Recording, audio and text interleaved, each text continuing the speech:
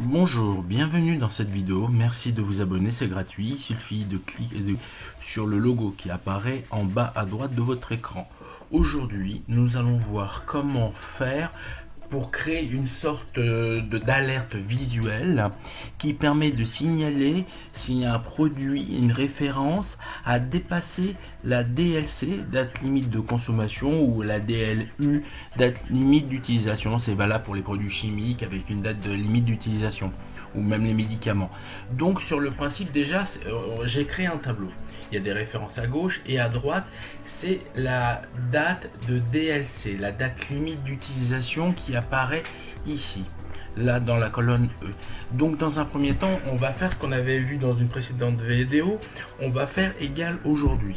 Donc je fais égal aujourd'hui, je double-clique, ça ira 10 fois plus vite, et je ferme la parenthèse, je fais entrer.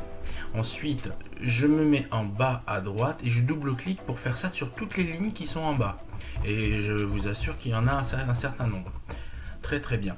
Ensuite, ce qu'il faut que je fasse dans la continuité, la colonne suivante, il faudrait que je fasse égal cette colonne de F moins la colonne de E.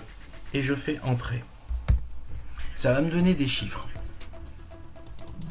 Donc j'explique.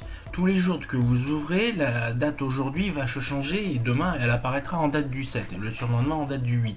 Mais ici, vous avez les dates limites d'utilisation. Donc à la minute où on dépasse la date qui apparaît par rapport à aujourd'hui, à ce moment-là, ça doit générer une alerte visuelle. Donc comment fait-on? C'est très simple. J'ai mis le résultat de la soustraction des deux en G. Donc qu'est-ce que je fais? Je me mets en haut sur la partie grisée. Je vais donc sur l'endroit qui s'appelle mise en forme, qui se trouve dans accueil, donc fichier accueil.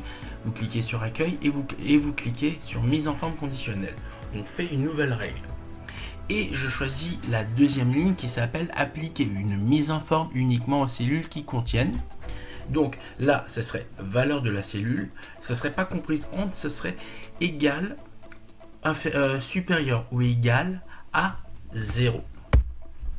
Et je décide que si c'est le cas, attention, si c'est le cas, c'est-à-dire si je rentre dans cette condition, supérieur ou égal à 0, eh ben, ça apparaîtra en rouge. Je valide. OK.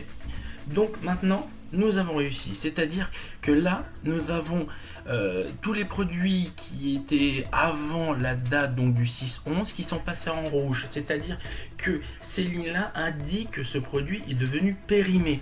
Et pour les produits qui sont en date du 7, du 8, du 9, etc., ça apparaît en blanc, c'est-à-dire que ce sont encore des produits qui sont utilisables, certes sur une journée, mais au moins vous savez, en faisant une soustraction, une élimination, que tous les produits en rouge sont des produits périmés pour lesquels il faut réagir. Donc nous avons réussi. Je dirais que la formule que l'on a mis dans F n'a pas besoin en vérité de la faire apparaître. Il suffit simplement que vous cliquiez en haut de la colonne, vous fassiez clic droit, vous faites masquer tout simplement. Et à ce moment-là, vous avez un tableau beaucoup plus lisible où on voit que tous les produits qui sont avant le 6-11, donc la date d'aujourd'hui, sont des produits périmés.